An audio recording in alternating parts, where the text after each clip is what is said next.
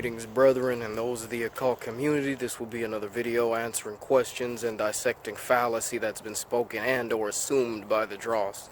So much of what I'm going to say will be tied into questions that have been asked. I have my notes with the questions here and everything, so along with a bit of knowledge that I thought you should know.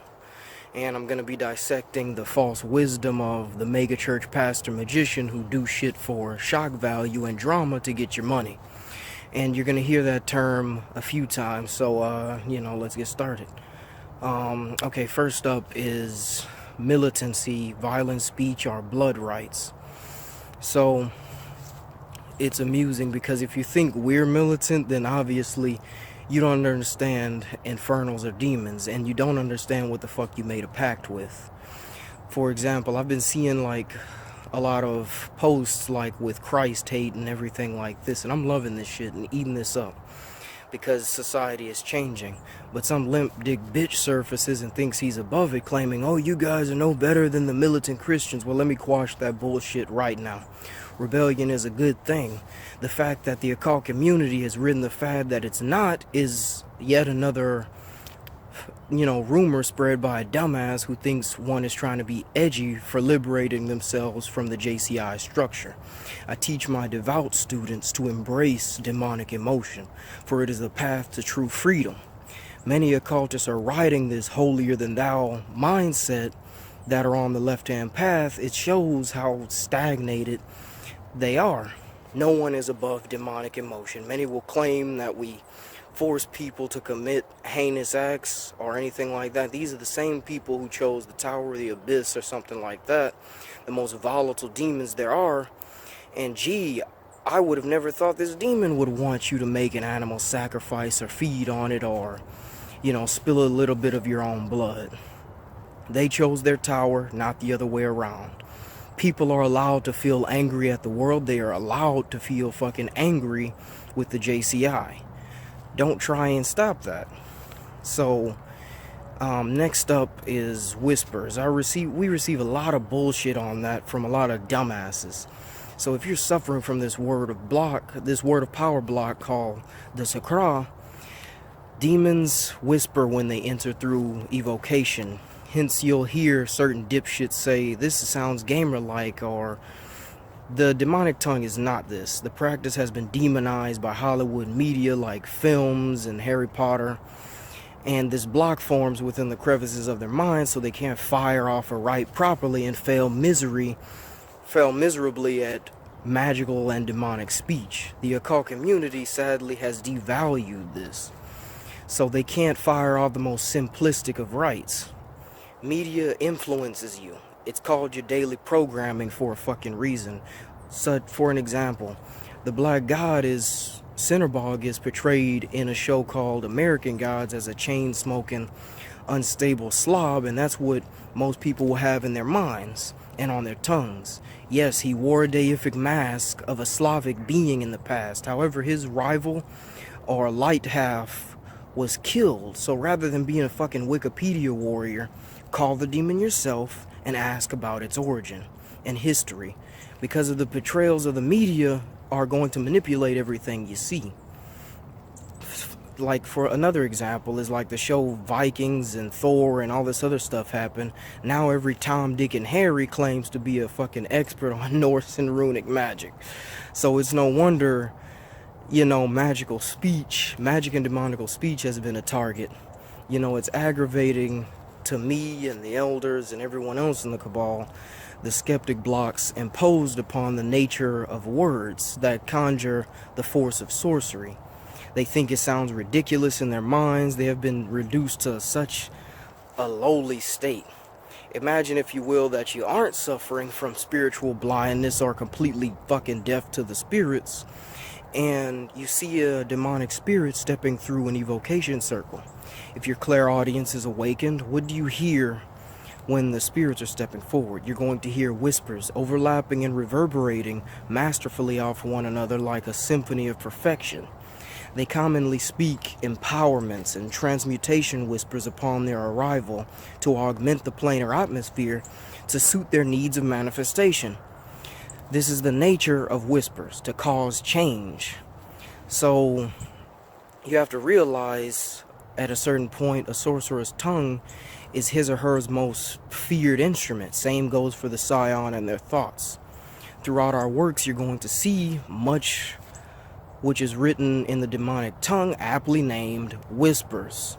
So try them out and, you know, speak the words of power and get over these blocks and realize the power of the spoken word and thought. You need to learn to respect their customs and ways rather than when it suits you. If you're able to do that, they're going to be much more willing to work with you. Each has their own language, tongue, or custom they hold dear to them, so don't disrespect it. You know, if you're doing this just to be fucking lazy, then they're not going to work with you.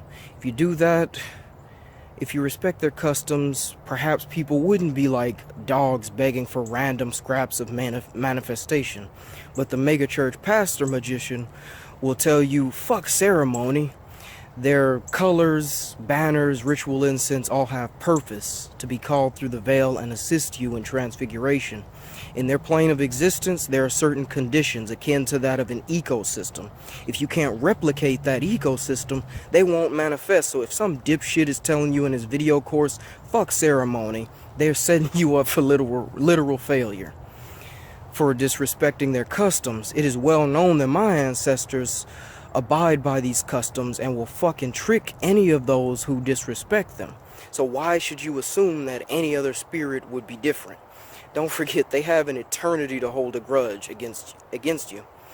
So you know, that's the end of that. Let's start with the next question. The next is, you know, people being afraid of losing their individual freedom or humanity or their soul or the demon controlling you.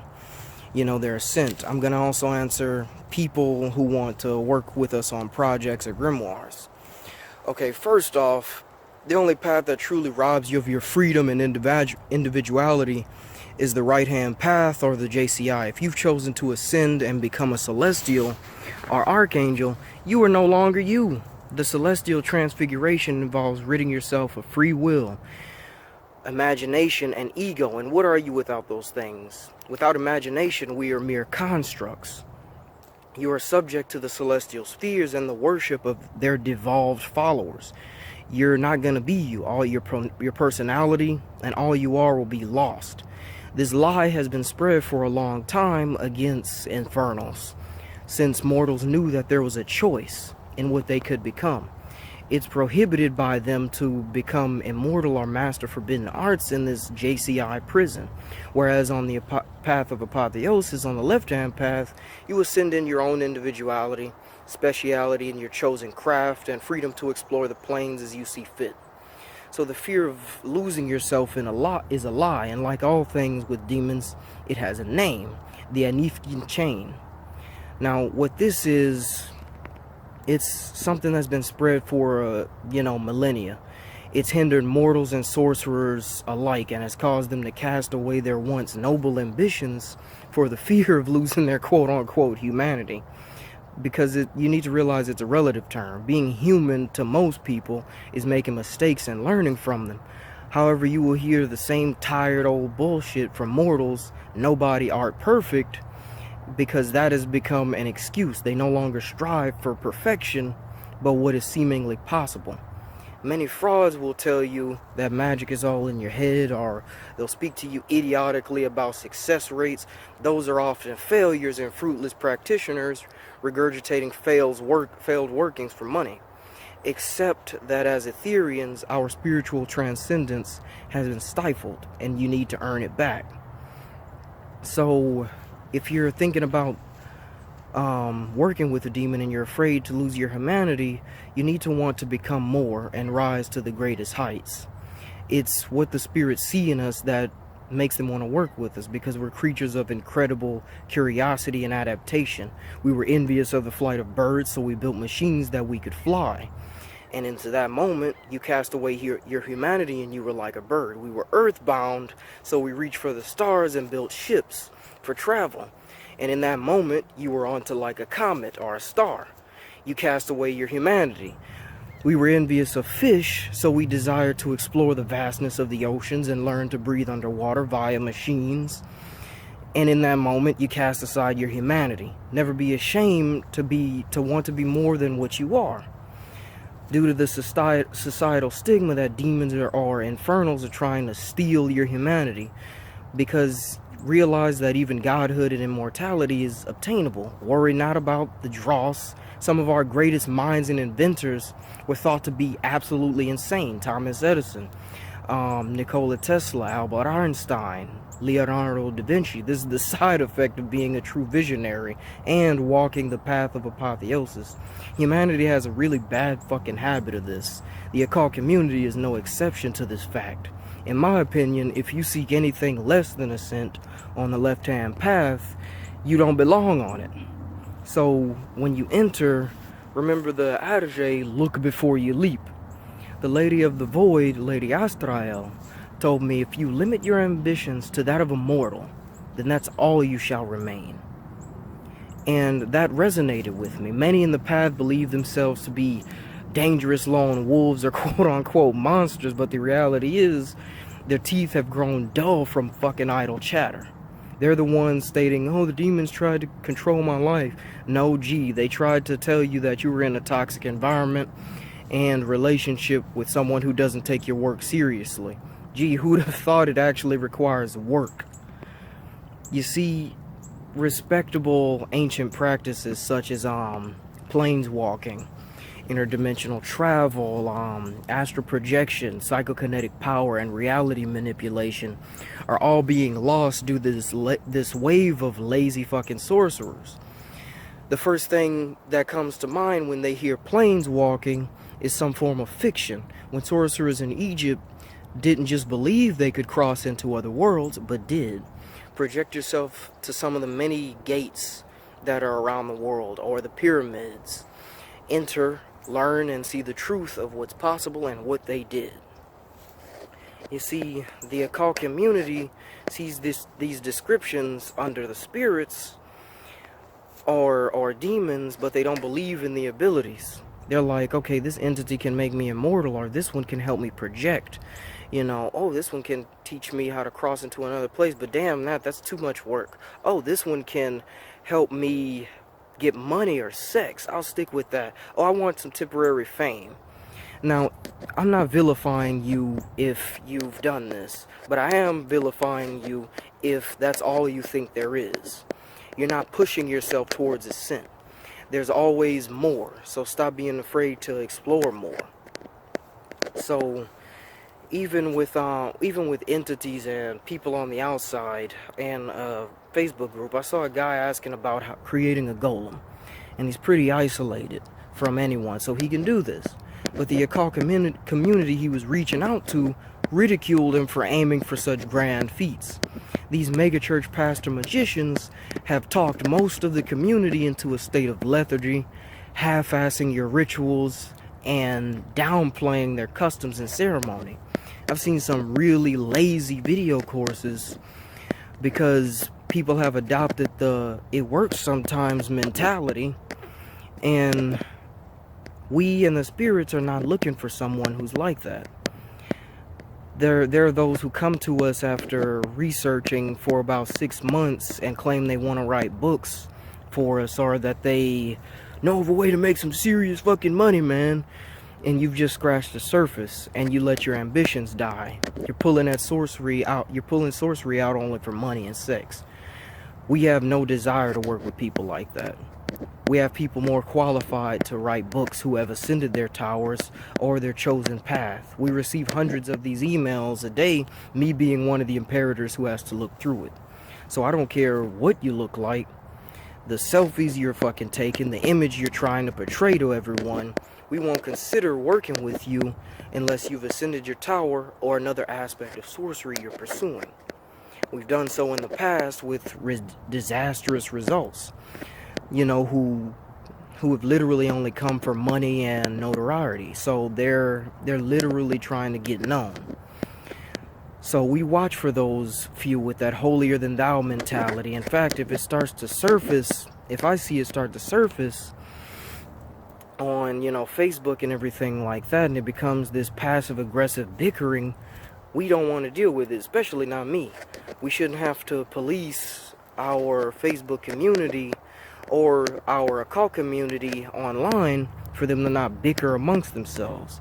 If I see you personally doing this petty shit or being a shit starter or trolling like an adolescent child, you'll be removed.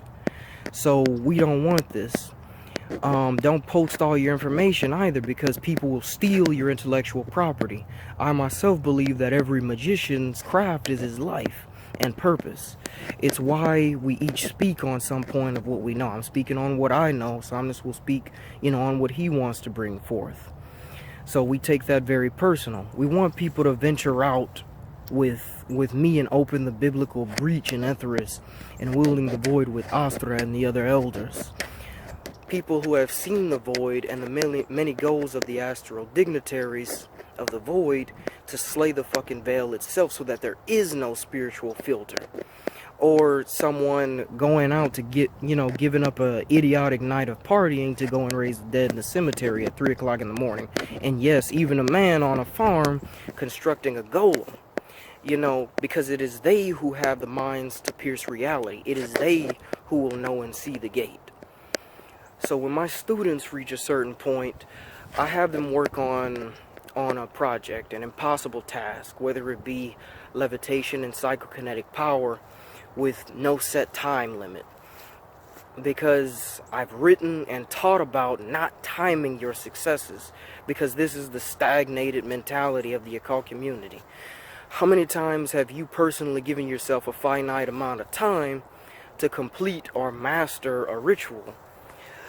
You will then say, oh, I'm going to give this about 6 months to a year, and be like, okay, if it doesn't work after that, I'll just give up. And those are the same fruitless practitioners talking about success rates. The Infernal see time very differently than we do. See, this is an age of instant gratification. There's a lack of patience. The very word mastery causes their egotistical blocks to spring forward with statements like, master of what? Well, motherfucker, we've dedicated our entire lives to do what we do, regardless of how time-consuming it is or how much we have to sacrifice from it. They can't fathom dedication or honing one's art. They think it's a one-and-done ritual, and all of a sudden they never have to do it again. So all that I've brought forward is, stuff I've gotten over the years, and that's just scratching the surface, I feel. Accept these ancient rites. I've seen even more lazy megachurch pastor courses that will say, well, what's the practicality of learning the old arts? There's no use for it in today's world. This proves how deaf and blind they are. The practicality of this is the divine assurity of your success. I will teach you how to hone what my ancestors refer to the dastara, the unfettered will. It's the adrenal response between mind, spirit, and flesh. It's the point between desperation and survival. I use this to demonstrate with the being you know as Somnus in our ancestral crypt, and it works splendidly. For those who don't have it already, it's going to be in my upcoming book. But that's the practicality of it. But the megachurch magician is spiritually blind and won't mention that to the masses because they don't see or know anything. And sadly, this has become a common hang-up with people in the cabal, like a certain bald, obese defectee who refuse to perform ritual, delve deeper into their tower, know the grand rites, and achieve apotheosis. So what's first, from what I've noticed over the years, they go through stages. They go through denial. First, they try to convince themselves the demonic entities and experiences aren't real. Then there's defacing the spirits, such as the cabal itself, such as the abyss, the oldest manifestation of the original wicked sovereignty. They rose to power through murder, wrath, anger, and sacrifice, or the Tower of Stars, the demons which literally run and influence the cosmos. Lord Zathirzen stated when he stepped forward to me, he said that the storm shall herald our arrival. I don't know how disillusioned one has to be to experience all this and then deny their existence. It shows how much they actually worked at instantly and turned on the abyss. So when he said the storms have heralded our arrival, they're opening up gates. Hawaii is seeing a blizzard, hurricanes in Texas and Florida, and now it's snowing in fucking Texas, fires in California. They've been stepping through those fiery gates and reclaiming the elements. So people that are spiritually deaf, dumb, and blind, they don't see it. So, and you know, the next step is they continue to look for excuses from the responsibility of apotheosis along with teaching, which isn't forced upon anybody, by the way. You were asked to take up a tower and teach when you reach a certain level of awareness. They take up this angsty, edgy attitude, not unlike a rebellious teenager leaving a religion as if they feel like they're old. These are the same people spreading the lie of information suppression and demanding more information, you know. And my question to them is usually this: okay, have you mastered what's been put out there already? You know, and it's usually no. Last coven I had their testimonials and they're saying, I've never felt anything like that. The ritual you did was amazing. I really felt it, because I always ask. They want to throw a tantrum and can't get our fucking names out of their mouths because after seeing this life and experiencing its power, there's a feeling of lack of purpose. They're also the ones who let their magical ambitions die and chose to live a mundane life because, go figure, this path requires work. So they try and cause a bunch of idiotic trouble and continue to fail miserably. And they haven't stopped any work from being done. The spirit still progress. I still progress. Somnus still progress. They're thinking, oh, if I talk enough shit or spread enough lies, maybe they'll want to cut a deal, but we truly don't care. So there's work to be done. The Infernals want it done, and it will be done. So accept that there's work to be done. You know, this is the age of instant gratification where everything is bought and sold at the click of a button. Sorcerers lack patience so much to where the Infernal are the ones who have to teach it. Along with myself, you know, they want it now but don't want to have to put in the work. The same idiots in the occult community who claim us to be elitist are the laziest motherfuckers in existence, because that term elitist becomes an excuse, and they show themselves to be hypocrites because most would agree with me that all should be earned and not freely given. You know, all that you have in your life right now, you have earned in some form or fashion. The occult community throws around the term elitism as a safety net. If you aren't giving your entire check to feed the homeless or fix up destroyed towns and cities, then don't fault us for implementing that in our order, because that's the way of the world. You know, if you're not doing any of that. So if you're a hypocrite if you disagree only when it pertains to you and occult knowledge, it has to be earned. So accept that. They believe, you know, the next step is they believe everything needs to be overtly complicated for everything to work. Not everything needs to be understood. For example, I just saw a video recently of on Black Magician International where another megachurch pastor magician spoke on meditation, stating that meditation without purpose is meaningless. If a sorcerer tells you this, they don't know their ass from their ankles. And it was one that I previously mentored that's trying to be subservient and passive aggressive. I spoke of meditation maintaining the fire of enthusiasm of your craft, but warning one should be wary of the enthusiasm, for it can overwhelm and become a weakness. For example, let's say you found yourself opening your second sight or leaving the flesh, and you become excited. Your enthusiasm overwhelms you and brings attention to the physical and lay you for the spiritual on the how and why it's happening, and you're trying to understand it. The mind tries to register the anomaly and shut it down. I fully believe in the mindset that the monks have taken. They expect the powers to come from their practices, but they aren't distracted by them, nor do they seek validation from others. You know that it exists. They accept what is and what is connected. No meditation is mundane, nor does every ritual have to be complicated or grand, but strive for more and always keep yourself doing something. Lastly, the idea that infernals live to serve you, or that they don't exist until called, I heard in a video course back then, it's bullshit. You've heard me say that each tower is its own nation in Militancy, 13 working together, each one nation a race, all seeking to conquer. I implore you to get to know some of the spirits of what your chosen tower is, for they have an offer for you at the threshold, seeking to assist you in all manner of life, whether mundane or spiritually. They've heard your call, and listen closely, because they're always going to have an offer on their tongues. They're conquerors. You spread their dominion and your own each time you perform their works. People don't understand that it's a symbiotic, mutual relationship, not a transactional one. If you call forth any demon, it will become a part of you and be with you throughout the entirety of your existence. So accept that. You know, they're not just to be called for any mundane purpose with just little drops of blood on a sigil.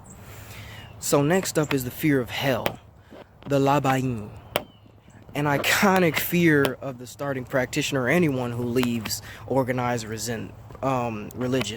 It hinders and creates a negative tension between infernals and corrupts the pacts itself and hinders projection, seeing into other planes of existence. You know, the multiverse is vast, so the common JCI worshiper sees two places to go after death. We see billions. The remaining celestial gods have weaved lies through their slaves to keep that fear intact. Anyone who has projected successfully here in Etheris and aren't spiritually blind will see portions of the astral realm, and traveling is forbidden by the JCI. The planar atmosphere is heavily subjugated because of it. Most cannot go out of their flesh because of this. It's one of those many factors. You will not go to hell for your practices. You are not born into spiritual depth or bound to any god. The blind gods refer to any realm they don't inhabit as a quote-unquote hell. This deity is extraordinarily arrogant. That's like me saying, okay, without me going to your party, it's gonna be shit. You know, many planes are boundless and beautiful, and many of these are referred to as hell. I would often tell my brothers and sisters the difference between us and the JCI is we see billions of places to go after death should you choose to die or leave this place entirely. This entity did not create you. You were born of darkness. It's in your blood. Accept your birthright.